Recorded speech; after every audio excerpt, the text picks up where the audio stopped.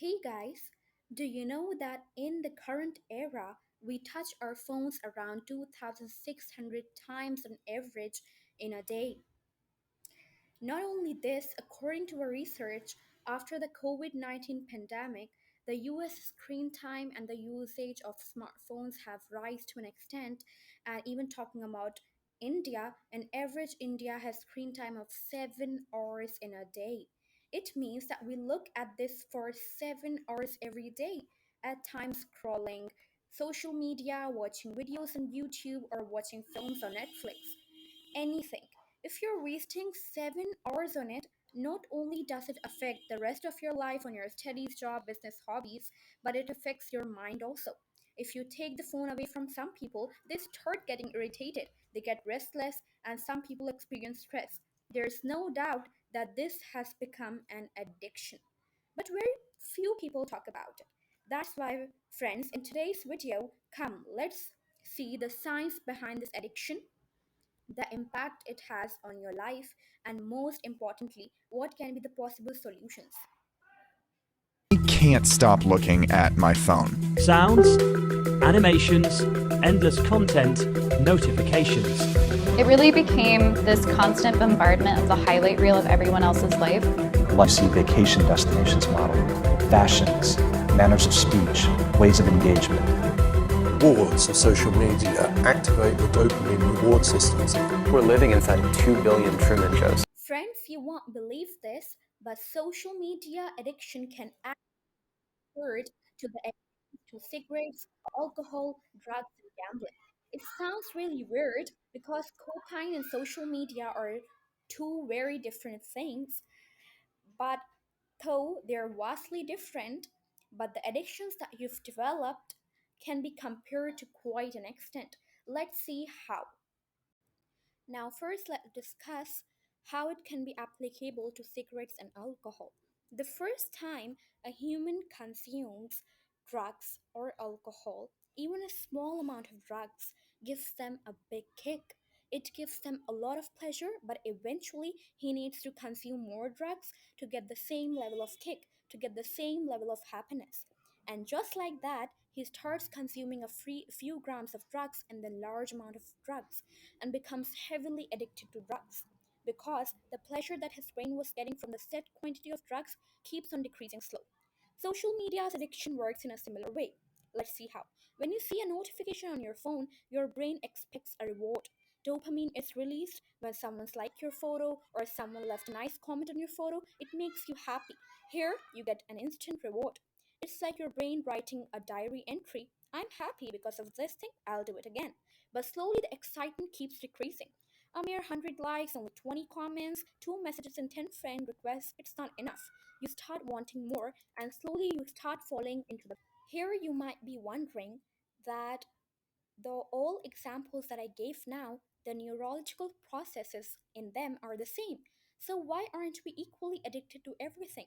Why don't we become addicted to clearing IIT or an exam? Why don't we become addicted to earning money? Because obviously, when we clear an exam, we have excitement level, but then after a certain time the excitement level keeps decreasing. Same goes with the money. When we start making money, we have that kind of excitement, but when that money is consecutive, so we don't really have the same level of happiness as when we started, so it start decreasing. So the question occurs, why do we get addicted to things like drugs, cigarettes, alcohol, and social media? Why don't we get addicted to making money or uh, you know, uh, different things. So there are two factors basically: ease of access and speedy reward. How easily accessible are the events, or how soon are you getting rewarded for doing it?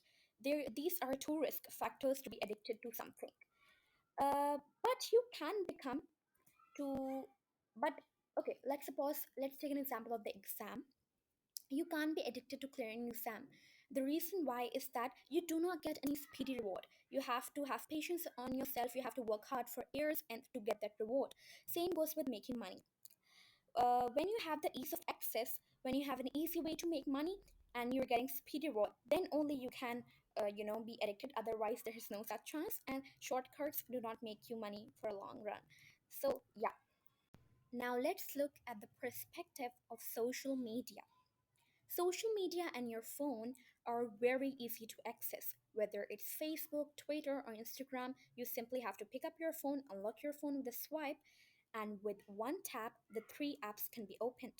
The second thing, you get speedy rewards. You get likes, comments, messages of so many people. That's on Facebook, Instagram, or Twitter, or YouTube. You can get entertainment out of it. If it's a comedy video, the resulting laughter is a reward. Do you know what is more dangerous or worthless is that all the social media companies have intentionally designed their apps like this. They have conducted detailed studies to find out what attracts people more psychologically, things which make people addicted, things that would encourage people to use their apps more and spend more time looking at the screen, and so they use the findings. These companies saw us as prey and laid brilliant traps for us. These professionals draw huge amounts in salaries to they conducted several high psychological analysis of people and surveys to find out these triggers. From the color scheme to layout of the buttons in the app, they have paid attention to all.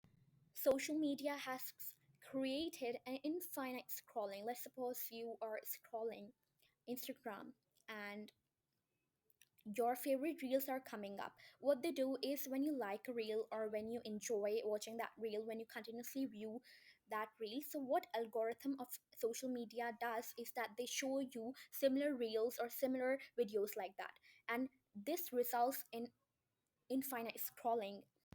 Now, let's talk about how it can impact your life, how social media can impact your life. Number one is wastage of time. It can waste your time to an extent because, as I said, that infinite scrolling, you keep on scrolling, you keep on watching, you get a speedy reward, you can easily access those apps, and in result, you're wasting your time. It has adverse effects on your other jobs, on your studies, and all. Second is depression and insecurity. When you see people having this much followers, this much likes, they're so beautiful, they're so handsome, they are getting more likes, they're getting millions of likes. Especially the teenagers get depressed that why aren't we getting this much likes as they do. They start, feeling insecure and all. So now the question comes that how can we remove addiction? And let me tell you from my experience, how can you quiet this addiction, how can you lower the level of addiction? Basically is this comes from 2 points that I just mentioned: easily accessible and speedy reward. Make sure if something is easily accessible to you, so you'll obviously hop onto that. But if it's not, so you'll more likely not to go to there.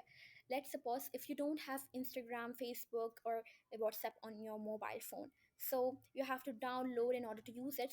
And if you are prohibiting yourself to use that, you will not, but when it's installed in your mobile, so you'll easily. So first of all, make sure you delete the apps.